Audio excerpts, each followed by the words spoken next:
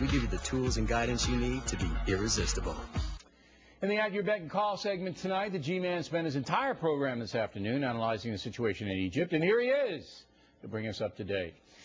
So you're not happy about any of this, right? No, I think we're actually possibly on the witnessing the Archduke Ferdinand moment. Archduke Ferdinand was the guy who was killed, shot, that a few months later started the First World War. I think we're in real dangerous All right, territory. let's connect the dots here.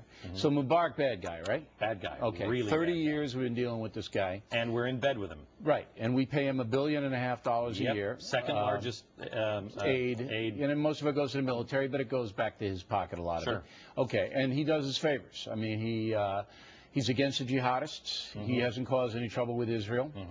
He takes some of the al-Qaeda captives and dunks them in the water, whatever he does to them. And he generally cooperates with the United States on a global initiative. Meanwhile, he brutalizes his own people, and they hate his guts. Right, okay. And they hate us for it. You know, people, this is the one thing that I think everybody gets wrong about the United States. They always say, why do they hate the United States? And Bush used to say, they hate our freedom. No, they don't. No, they don't. No, they don't. They envy our freedom, and they wish that we stood for freedom. Can you imagine somebody coming over to your house all the time and saying, you know what, I'm against overeating, and they're raiding your refrigerator all the time. You're making a mistake, and here's the mistake you're making. We had the same exact predicament when the Shah of Iran was overthrown. Yes. Bad guy, brutalizes people, but cooperated with the United States. What took his place, the Ayatollah Khomeini, was 1,000 times worse than the Shah of Iran. And what is going to take the place of Mubarak we don't know. To be, I'm telling you, it is going to be very similar to the Iranian situation. Well, then that's a catastrophe. Yes, it is. That's a catastrophe. Yes, I'm not sure that's going to happen. I hope because I'm wrong. The Egyptian military is different than the Iranian military was. All right, it's more powerful, it's more secular. But when you have a choice of two individuals, all right, the Ayatollah Khomeini or the Shah of Iran, you got to go with the Shah of Iran, as bad as he is. And in Egypt, it was almost the same thing. We didn't do these kinds of things before the progressive movement.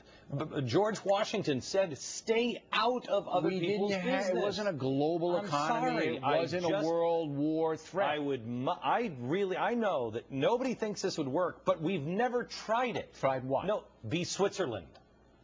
Why not be Switzerland? Well, we did try it, and you're wrong again. Before World War II, there was a tremendous movement in this country to stay out of the European war. That is not true. Yes, it is. No, it is not. It was led Woodrow by Wilson was the one. Joseph Kennedy. It was Woodrow Wilson. This is two. World War II. World War I, they were saying the same thing. Okay. Stay out of it. Stay out of it. It was a big movement to stay out. Right. Okay. And then you saw what happened.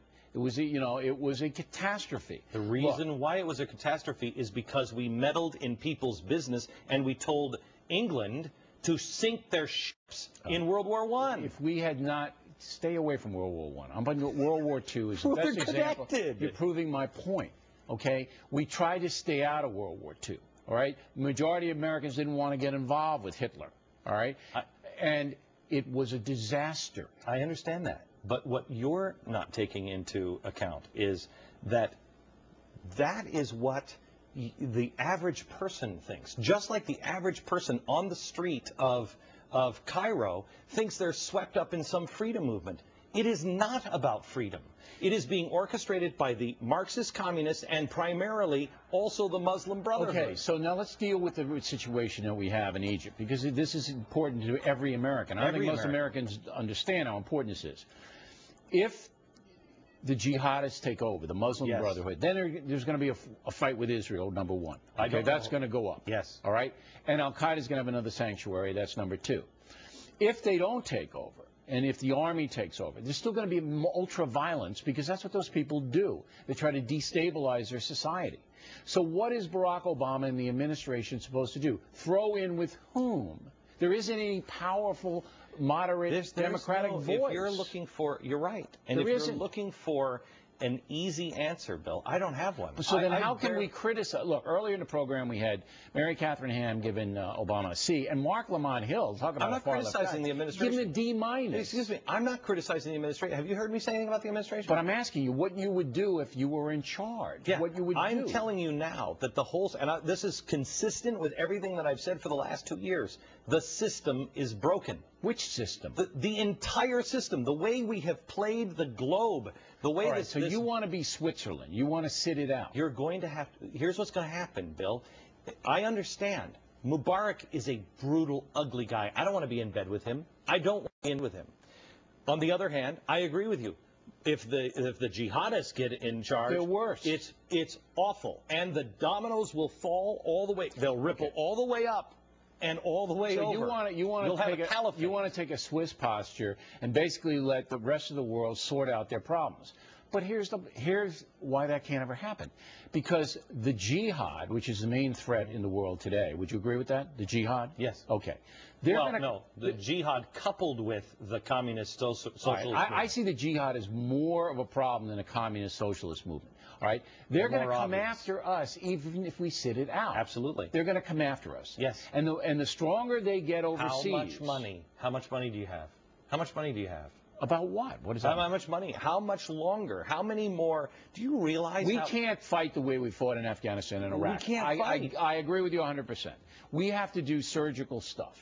And we have to be more ruthless than we've been. But we also have to stand for something. We do stand for democracy. We do stand for that.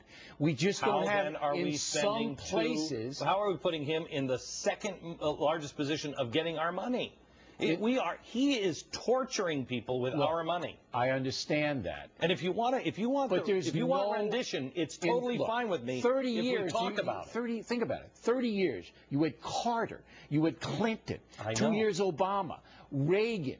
They had nowhere else to go in that country. I've been there. It's chaos. There's nowhere else to go. I understand that. But everybody is blaming us because we want oil over there. We don't want oil. There's no oil in Egypt. We are just transport it. The region. Now there's some validity to that. No, there's not. Yeah, there is. No, there's not. Because we're redistributing the wealth. We have enough resources here. Next week we'll get to the oil business. But I disagree with you. I don't think we can be a neutral Switzerland and survive. I want you to know this. I don't think we can adopt that posture and survive either. Right. I think we need to progress to that posture. Right. Go back. Don't use that progress word. I know. Reverse what they've done to us. Very frightening. Glenn Beck, everybody, when we come right back. It's more and more